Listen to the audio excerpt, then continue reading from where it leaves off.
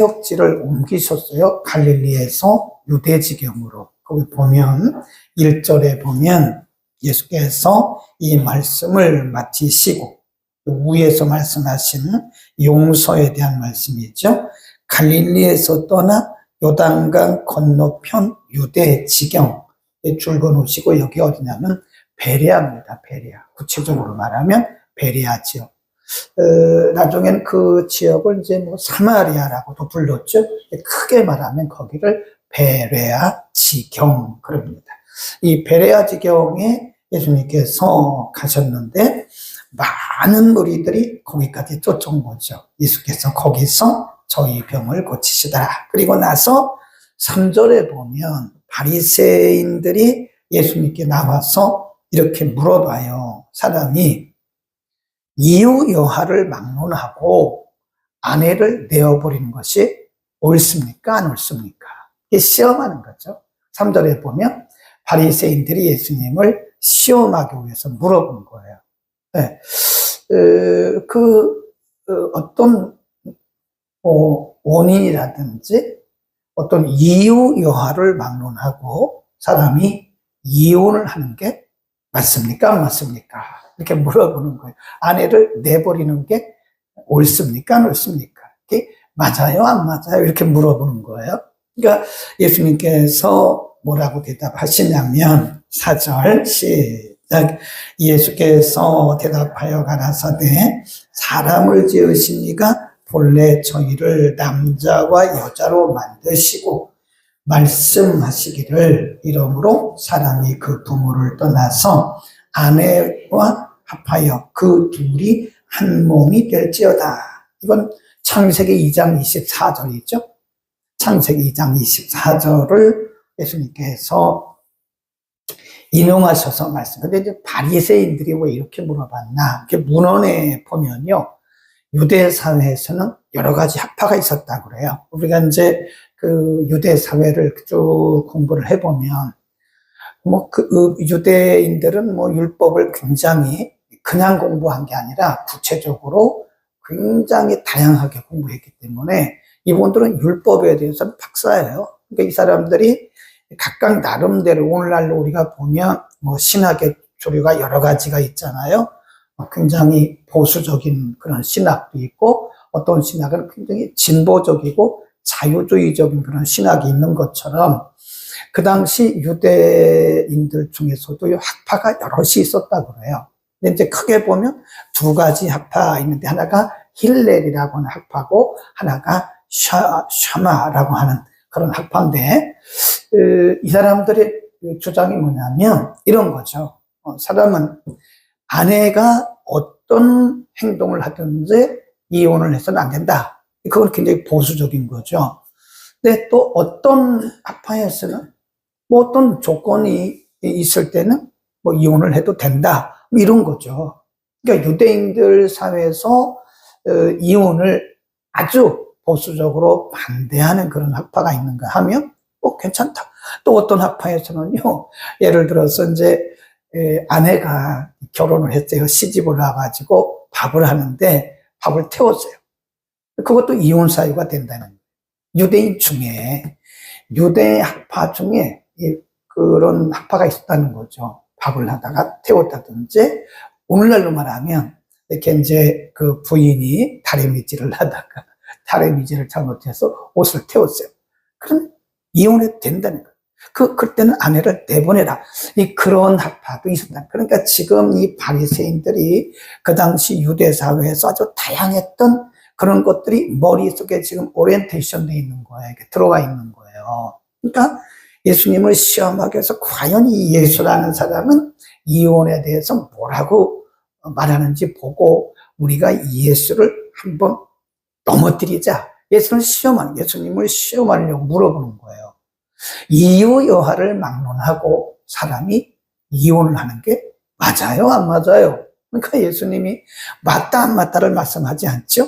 예수님이 맞다 안 맞다를 말씀하시지 않고 바로 창세기 2장 24절을 인용해서 하신 말씀이 하나님이 태초에 사람을 남자와 여자로 만드시고 하나님이 그 남자에게 이르시기를 그 부모를 떠나 여자와 연합하여 하나를 이루라고 그랬다. 네. 그리고 예수님이 하신 말씀이 이거예요. 그 뒤에 보면 이러한즉, 그럼 이러한즉 거기 있습니다. 6절 시작. 이러한즉 이제 둘이 아니요 한 몸이니 그러므로 하나님께서 작지어 주신 것을 사람이 나누지 못할지니라. 그러면 이혼을 하라는 거에 말라는 거죠. 하지 말라는 거죠. 네. 하나님이 처음에 대초에 하나님이 남자와 여자를 만드시고 남자는 부모를 떠나 그 여자와 연합하여 하나가 되라고 말씀하셨다. 그러므로 이제는 예수님의 설명에 그러므로 결혼해서 남자와 여자가 하나가 되었어. 이거는 하나님이 짝지어주신 것이야. 이런 말씀하세요. 이 결혼에는 반드시 하나님이 개입하셨다는 거죠. 겉으로 볼 때는 남자와 여자가 만나가지고 자기들이 좋아해서 결혼한 것 같지만 사실은 남과 여가 만나서 결혼한 그 사이에 하나님이 하나님이 짝지어 주셨다는 것은 우리는 수동적인 거예요. 수동적인 것이다. 그러니까 우리가 좋아서 만나고 그런 것 같지만 사실은 하나님이 짝지어 주신 거기 때문에 이것을 사람이 임의로 나눌 수는 없다. 그러니까 이것은 결혼했으면 이혼하는 것은 안 된다. 그런 말씀이죠. 그렇죠? 이혼해서는 안 된다. 그런 말씀입니다. 그래서요, 우리 대한예수교 장로의 헌법에 보면, 그리고 교회법에 보면, 목회자가 되는 사람에 대해서, 거기 보면요, 신학교 들어올 때, 거기 다 가족관계 증명서를 첨부합니다. 그래서 이혼한 흔적이 있는 사람은 목사가 될 수가 없어요. 근데 요즘은 안 그렇더라고요. 네. 깨졌어요, 이런 거. 뭐, 사별인 경우는 괜찮겠죠, 사별인 경우는 뭐, 그건 다시 재혼해도 되는 거죠. 그런데 그렇지 않은 경우는 대한예수교 장로회 교회법에 보면 아예 신학교 갈 때부터 또 목사 후보생이 될 때부터 가족관계 증명서를 첨부를 해야 돼요. 그래서 그 이혼한 흔적이 있는 사람들은 목회자가 될 수 없다. 이렇게 돼 있다니까요. 그러니까 지금 목회자뿐만이 아니죠. 목회자뿐만이 아니라 예수님께서 말씀하시기를 하나님이 태초에 사람을 지으셨는데 남자와 여자로 만드시고 남자가 여자를 떠나 둘이 합하여 하나예요. 한 인격체. 하나인데 이것을 하나님이 짝지어 주셨다고 말씀해요. 이 결혼에는 하나님이 반드시 개입하시고 간섭하신 것이다. 그래서 우리가 좋아서 뭐 만나고 그런 것 같지만 사실은 하나님께서 이렇게 짝지어 주셨어요. 이것이 사람이 임의로 이것을 나눌 수는 없다. 그런 거죠. 그죠? 우리가 이렇게 보면, 이 사람들을 이렇게 보면요. 같은 성향끼리 만난 사람은 제가 지금까지 거의 못 봤습니다. 거의 상대적이에요. 거의. 그렇죠. 하나님 그렇게 짝지어 주신 거예요. 네. 똑같은 성격을 가지고는 못 삽니다. 제가 볼 때 처음엔 좋을는지 모르나 똑같은 성격을 가지고는 발전도 없고 이게 서로 뭐가 안 되는 거죠? 화합이 안 되는 거죠. 그래서 하나님은 플러스와 마이너스가 있듯이 각각 다른 성격을 가진 두 남녀를 이렇게 붙이신 거예요. 그래서 성격이 안 맞아서 우리는 이혼한다. 그건 안 맞는 거예요. 원래 안 맞게 되어 있어요. 그렇죠? 아유, 나는 성격이 안 맞아서 못 산다고. 그거는 제가 볼 때 그건 아니라고요. 그래요? 다 달라요. 이렇게 보면 남편과 아내의 성격이 거의 상대적이에요. 어떤 분이 다 다르더라고요. 이거를 붙여놓으신 거예요. 이렇게. 그래서 연합이란 말은요, 우리가 그 원문에 보면 악교로 붙인다 그런 뜻이에요. 악교. 둘이 연합하여 악교로 서로 성격이 다 달라요. 다 다른 사람들끼리 하나님께서 붙여놓으신 거기 때문에 이것을 떼면 안 된다는 거예요. 이 사람이 하나님께서 붙여놓으신 것을 사람이 임의로 떼서는 안 된다. 그러니까 성경은 이혼을 절대적으로 반대하는 거죠. 그렇게 물어봐. 아니, 그런데 신명기에 보면 안에 내보내라고 보세요. 신명기 24장에 보면, 그러니까 이제 성경을 예수님께서 말씀하시니까 이 바리새인들이 또 잘난 척하고 이렇게 물어봐요. 24장 1절, 24장 1절입니다. 신명기 298면 전후에 있습니다. 구약성경 신명기 24장 1절부터 사람이 아내를 취하여 데려온 후에 수치되는 일이 그에게 있음을 발견하고 그를 기뻐하지 아니하거든 이혼 증서를 써서 그 손에 주고 그를 자기 집에서 내어 보낼 것이요.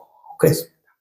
그 여자는 그 집에서 나가서 다른 사람의 아내가 되고 재혼을 해도 된다는 거예요.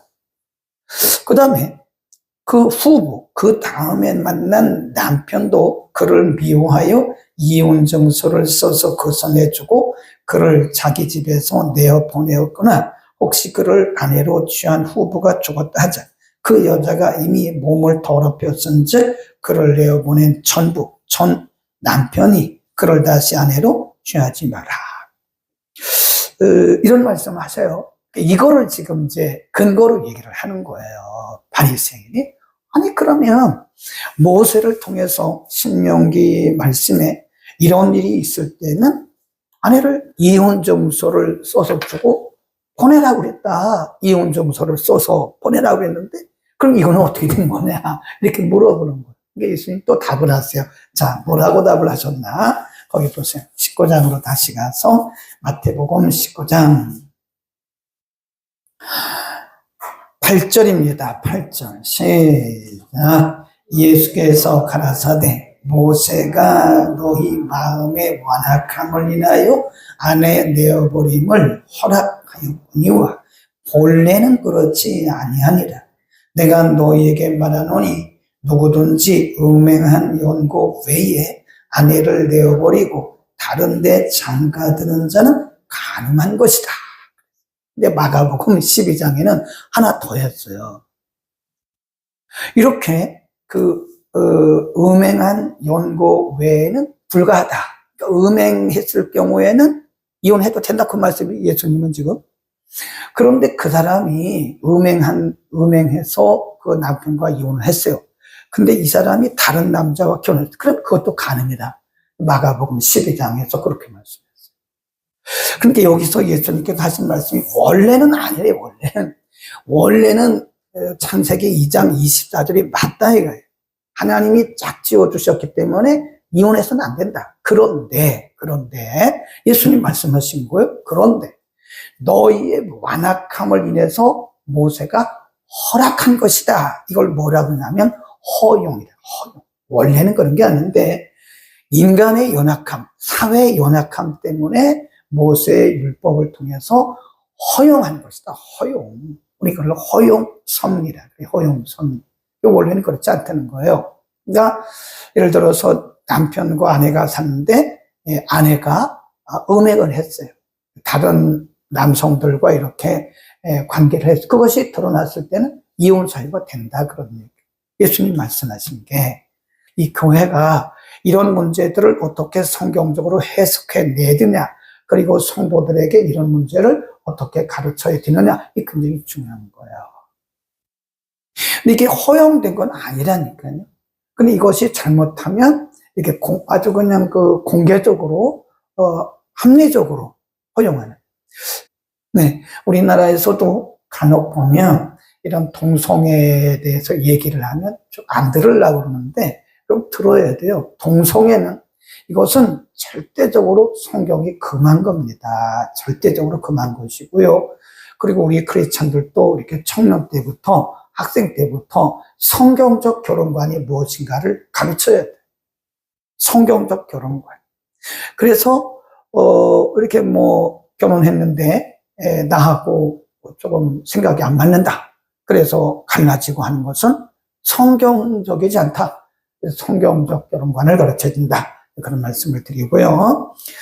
그 다음에 쭉 내려가 이런 얘기를 하니까, 이런 말씀을 하니까, 제자들이 이렇게 얘기를 합니다. 거기 보면, 한번 보겠습니다. 10절입니다. 시작. 제자들이 가로되, 만일 사람이 아내에게 이같이 할진대 장가들지 않는 것이 좋겠습니다.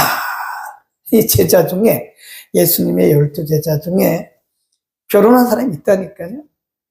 누가 결혼했을까요? 우리 그냥 성경에 누가 결혼했는지는 잘 몰라요. 그런데 우리가 간접적으로 내증이라고 그러는데 거기서 볼 수 있어요. 한 사람 되면 누구죠? 시몬이죠, 시몬. 거기 보면 베드로의 장모가 열병이 들었다고 그랬잖아요. 그러니까 베드로는 결혼한 거죠. 베드로의 아내에 대한 얘기는 없는데 베드로의 장모가 열병이 들었을 때 예수님이 가서 고치죠. 그러니까 베드로는 결혼한 거죠. 누가 이런 질문을 했는지는 베드로는 아닐 것 같아요. 예수님이 그래서는 안 돼. 음행한 연고 외에는 아내를 버리면 안 돼. 이렇게 말씀을 하시니까 제자 중 하나가 그러면 결혼해가지고 그렇게 아내를 힘들게 할 것 같으면 결혼 안 하는 게 좋죠. 그냥 홀로 사는 게 좋죠. 싱글로 사는 게 좋죠. 그러니까 예수님 말씀하기를 그것도 아니야. 이 독신 문제를 말씀하시는 거예요. 독신 문제. 한번 보세요. 그러면 제자 중에 하나가 말하기를 차라리 그럴 것 같으면 독신으로 사는 게 어떠냐 이렇게 물어보니까요.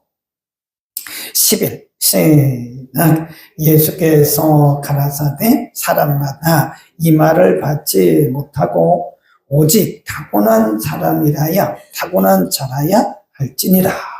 어머니의 태로부터 된 고자도 있고 사람이 만든 고자도 있고 천국을 위하여 스스로 된 고자도 있도다. 이 말을 받을 만한 자는 다 받으라. 그러니까 이게 이 독신은 모든 사람에게 해당되는 게 아니에요. 독신도 내 마음대로 되는 게 아니라는 거죠. 거기 세 가지 경우를 말씀하셨어요. 근데 예수님이 말씀하시기를 하나님의 나라를 위해서 그렇게 아예 그 성적 기능을 그렇게 하나님께서 막아 놓으신 분도 있고 그런 사람도 있다는 거예요. 하나님의 나라를 위해서. 그러니까 아예 결혼하지 못하도록 하나님의 나라 복음을 위해서만 살도록 그렇게 거기 하나님의 나라를 위해서 된 고자도 있다. 그 말은 성적 기능을 이렇게 다 하나님께서 막아놓으신 그런 사람도 있다는 거예요. 어떤 사람은 스스로 그렇게 된 고자도 있고, 그러니까 이게 예수님께서 말씀하시기를 다 같은 케이스가 아니라는 거예요. 사람마다 다르다는 겁니다. 그래서 우리가 그렇더라고요. 그러고 나니까 내가 독신주의였는데 그 순간 독신주의적인 생각이 탁 무너지는 거예요. 그런 거구나. 이게 독신도 이게 내 마음대로 되는 게 아니구나. 이게 성경에 맞는 거예요. 그 독신 아무나 하는 게 아닙니다. 그 예수님이 그 말씀을 하신 거예요. 그럴 것 같으면 결혼하지 않는 게 낫지? 아니야. 그런 게 아니고 스스로 된 고자도 있고 이렇게 하나님의 나라를 위해서 평생을 독신으로 살도록 하나님이 그렇게 성적 기능을 막아놓으신 사람도 있는 거야. 하나는 이러하고 하나는 저러한 거야. 모두가 다 똑같은 게 아니야. 그런 겁니다. 그래서 지금 예수님은 결혼, 독신, 재혼, 이혼 이런 문제들을 말씀하고 있는 겁니다. 그렇죠?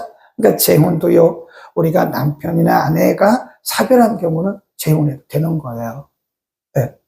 근데 요즘에는 너무 쉽게 이혼을 하고 너무 쉽게 재혼을 하니까 우리 크리스찬들에게 교회가 어렸을 때부터 학생 때부터 유년주일학교 때부터 애들을 잘 가르쳐야 돼요. 성경적 결혼관이 뭐냐, 성경적 가정이 뭐냐, 성경적으로 하나님께서 원하시고 기뻐하시는 가정이 뭐냐를 애들이 못 알아들 것 같지만 다 알아들어요, 애들이요. 그러니까 어렸을 때부터 아이들에게 이런 거룩한 가정에 대해서 우리가 알려주지 않으면 안 된다. 제가 여기서 또 하나 말씀드리고 싶은 게요. 제가 40년 전에 신학교를 다녔는데 그때 당시 미국에서 유학하고 오시는 박모 교수님이 굉장히 충격적인 얘기를 했어요. 그때 당시 미국에는 계약 결혼이 있다는 게 계약 결혼. 그러니까 우리 그 학생 중에 하나가 물어봤어요. 교수님, 그 계약 결혼이라는 게 뭐죠? 우리는 이해를 못 하겠는데. 그러니까 이제 그때의 그 교수님이 말씀하시기를 미국에서 그때 당시 계약 결혼이 생겼다는 거예요. 그 계약 결혼이 뭐죠? 사람들이 계약을 한대, 계약. 1년 동안 계약을 한다는 거예요. 우리 살아보자. 살아보고 결혼하자. 이건요, 아닙니다. 이 절대 아니죠. 사람이 무슨 결혼이 장난입니까? 1년 살아보고 결혼해요? 요즘에 보면 한 달 살기, 뭐 그런 것도 있잖아요. 한 달 동안 저 시골에 가서 살아. 그런 거는 가능해요. 근데 사람이 이게 남과 여가 만나는 것은 하나님이 짝지어 주신 것이기 때문에 이 사람이 이거 마음대로 나누는 게 아니에요. 근데 어떻게 1년 살아보고 결혼하냐. 근데 그거를 부모들이 허락을 해요. 나는 도무지 이해가 안 간다. 가끔 TV에 보면요. 그런 것들을 왜 공영방송에서 왜 방송을 해주는지 몰라요. 네. 그러니까 1년 계약하고 살아가는 사람들의 모습을 이 TV에서 딱 방송해 주니까 그렇게 살아도 되는 것으로 사람들이 생각을 하는 거예요. 돼요, 안 돼요? 절대 안 돼요. 결혼이 장난입니까? 살아보고 살게?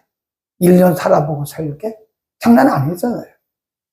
그래서 그런 것들도 우리가 성경적 결혼관에 대해서 분명하게 가르쳐주고, 혹시 이런 자녀들 가운데 그런 자녀가 있다면요, 이건 아니라고 분명히 단호하게 선을 그어줘야 돼요. 그런 말씀을 하실 때 13절 사람들이 예수의 안수하고 또 기도하여 주심을 바라고 어린아이들을 데리고 오매 제자들이 꾸짖거늘 예수께서 가라사대 어린아이를 꾸짖지 말고 내게로 오는 것을 용납하고, 그 말이 있죠. 금하지 말라. 천국이 이런 자의 것이니라. 우리가 18장을 공부할 때 말씀드렸죠. 18장에서는 서열을 가지고 천국에서 누가 크냐고 물어보니까 예수님께서 어린아이 같이 섬기 낮아지는 자가 하나님 나라에서 크다 그러는데 거의 맥락이 비슷해요. 어린아이들은 굉장히 순진하죠. 그리고 어린아이들은 부모 의존적이죠. 어린아이들의 특징이 순전하고, 그리고 순진하고, 그리고 부모 의존적이라는 거죠. 그렇게 낮아지는 자가 하나님 나라에 들어간다. 보면 이게 우리가 낮아지기가 쉽지 않아요. 아이같이 겸손하지 못하고 어린아이같이 의존적이지 못할 때 내가 의존하는 거, 내가 하나님보다 더 의지하는 거, 그것을 하나님이 길을 뺍니다. 길을 꺾어요.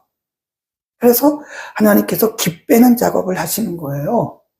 그리고 나면 어느 시점이 지나면 사람들이 부들부들 떼집니다. 아멘. 그러니까 그게 어린아이 같은 모습인 거예요. 그게 어린아이 같은. 저도 마찬가지. 여러분도 마찬가지. 하나님이 우리를 이렇게 만들어 가신 코스가 있어요. 코스가.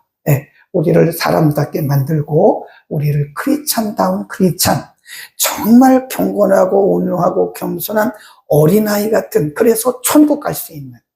그렇잖아요. 우리 천국 못 가잖아요. 어린아이 같은 자라야 천국 간다고 그랬으니까 우리를 천국 보내시기 위해서 하나님이 우리의 길을 빼는 그 코스가 있다니까, 코스가. 그래서 그 코스를 다 지나고 나면 사람들이 부들부들해집니다. 겸손하고 어린아이 같이. 우리 그렇게 살아갑시다. 그래야 천국 가요. 기가 빠져야 됩니다. 조금 힘들더라도 하나님이 지금 내 길을 빼시고 나를 정말 천국 가게 만드시기 위해서 이러신 거구나 하고 겸손하게 우리가 하나님 앞에 엎드리면 우리는 멋진 하나님의 백성이 돼서 천국에 갈 것입니다. 아멘. 기도합니다.